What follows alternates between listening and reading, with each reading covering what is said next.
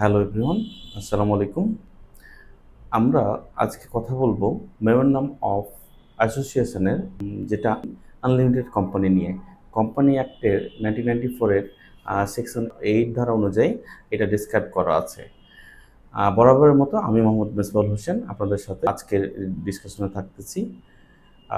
Imagine করেন যে আপনারা তিনজন ফ্রেন্ড মিলে, সে ফর এক্সাম্পল রফিক, সেলিনা, তুষার একটা বিজনেস স্টার্ট করতে চাচ্ছেন, এবং এই যে স্টার্ট করতে চাচ্ছেন এবং ইকুয়ালি রেসপন্সিবল নিতেছেন যে সাকসেস এবং ফেলোরিটি যা আসবে সেটা তারা ইকুয়ালি ডিস্ট্রিবিউশন করবেন বা ক্যারি আউট করবেন। সেই ক্ষেত্রে যে অ্যামাউন্ট ইনভেস্ট করা হবে সেটার কোনো লিমিট থাকবে না। এবং এই ধরনের ইস্যুগুলো মূলত আহ, তাদের যে ইনভেস্টমেন্ট থাকে, ইনভেস্টমেন্ট এক্সিড করে গিয়ে পার্সোনাল যদি কখনো ফেলোরিটি আসে, তাহলে সেক্ষেত্রে পার্সোনাল অ্যাসেট বিক্রি করে হলেও সে দেনাটা পরিশোধ করা প্রয়োজন। এটাকেই সাধারণত আনলিমিটেড কোম্পানি বলে, যদিও সচরাচর এই কোম্পানি আলটিমেটলি দেখা যায় না। তাহলে আনলিমিটেড কোম্পানিটা কি আমরা জানলাম, যে এখানে আনলিমিটেড কোম্পানির মেম্বাররা আনলিমিটেড লায়াবিলিটিস ক্যারি আউট করবেন।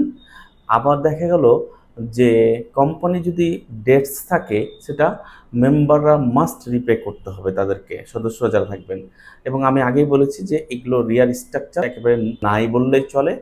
আর এইখানে যে কাজটা করে সেটা হলো হাই ট্রাস্ট এবং কন্ট্রোল মেকানিজমটা খুব প্রয়োজন পড়ে। যে কারণ বিকজ এখানে এখানে আনলিমিটেড লায়াবিলিটিসের ইস্যুটা থেকে যায়। সো এখানে বিশ্বাস এবং অবিশ্বাসের কোশ্চিনটাও চলে আসে মোটামুটিভাবে। আমরা যদি এই মেমোরেন্ডামের ক্ষেত্রে রিকোয়ারমেন্টটা চিন্তা করি, মেমোরেন্ডাম একেবারেই আগের মতোই হবে, যে নেম অফ দ্য কোম্পানির নামটা কি হবে, আর 2 নম্বর হবে রেজিস্টার অফিস অ্যাড্রেসটা অবশ্যই মেনশন থাকা লাগবে, এবং বিজনেসের অবজেক্টিভস এবং এরিয়া অফ দ্য অপারেশনটা মেনশন থাকা প্রয়োজন। এবং এখানে কোনো যে কারণবশত যদি শেয়ার ক্যাপিটালকে হলো অ্যালটমেন্টে না হয়, তাহলে অবশ্যই একজন মেম্বার একটি শেয়ার মিনিমাম শেয়ার টেক করতে হবে, এবং শেয়ারের নামের পাশে তার শেয়ারের নাম্বার অফ শেয়ারটা মেনশন থাকা প্রয়োজন। আমরা যদি আরও এক্সাম্পল দিয়ে ডিট ডাউন করি, এরকম যে eco builders limited, eco builders unlimited, আসলে লিমিটেড কথাটা এখানে মেনশন থাকবে না।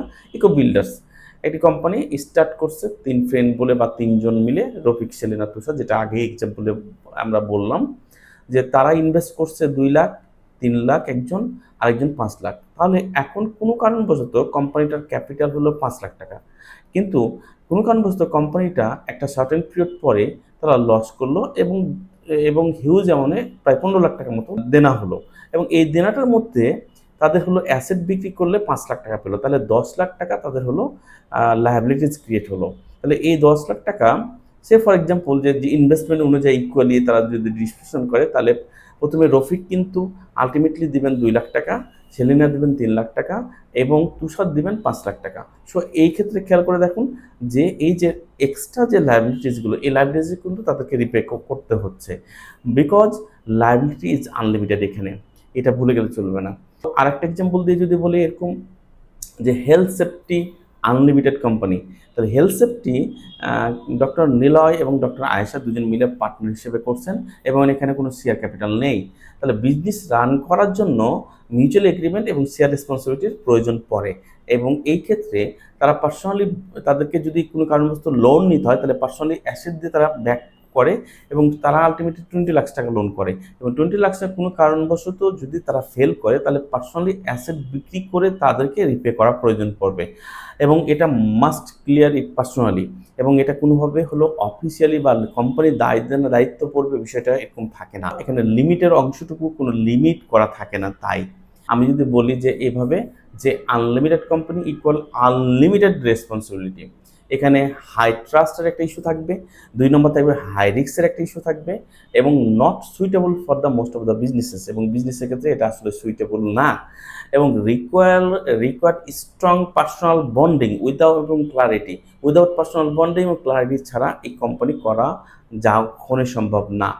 সো আই হোপ যে আপনারা এই ধারাটুকু আন্ডারস্ট্যান্ড করছেন খুব ভালোভাবে। দেখা হবে অন্য কোনো ভিডিওতে আবার। ধন্যবাদ সবাইকে। হ্যালো এভরিওয়ান, আসসালামু আলাইকুম।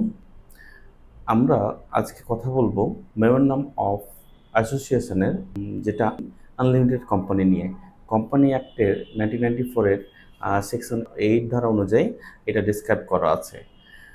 বরাবরের মতো আমি মোহাম্মদ মেসবাহুল হোসেন আপনাদের সাথে আজকের ডিসকাশনে থাকতেছি। ইমাজিন করেন যে আপনারা 3 জন ফ্রেন্ড মিলে, সে ফর এক্সাম্পল রফিক, সেলিনা, তুষার একটা বিজনেস স্টার্ট করতে চাচ্ছেন, এবং এই যে স্টার্ট করতে চাচ্ছেন এবং ইকুয়ালি রেসপন্সিবল নিতেছেন যে সাকসেস এবং ফেলিওরিটি যা আসবে সেটা তারা ইকুয়ালি ডিস্ট্রিবিউশন করবেন বা ক্যারি আউট করবেন।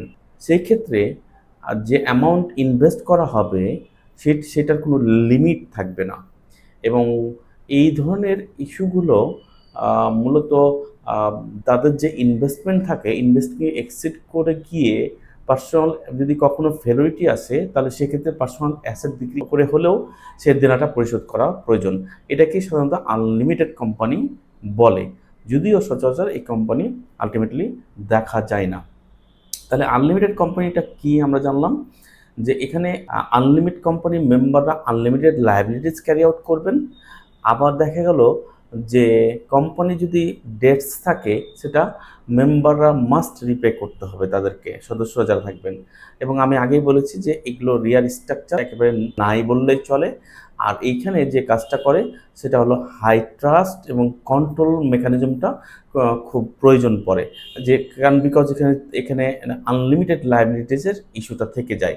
সো এখানে বিশ্বাস এবং অবিশ্বাসের কোশ্চিনটাও চলে আসে মোটামুটিভাবে। আমরা যদি এই মেমোরেন্ডামের ক্ষেত্রে রিকোয়ারমেন্টটা চিন্তা করি,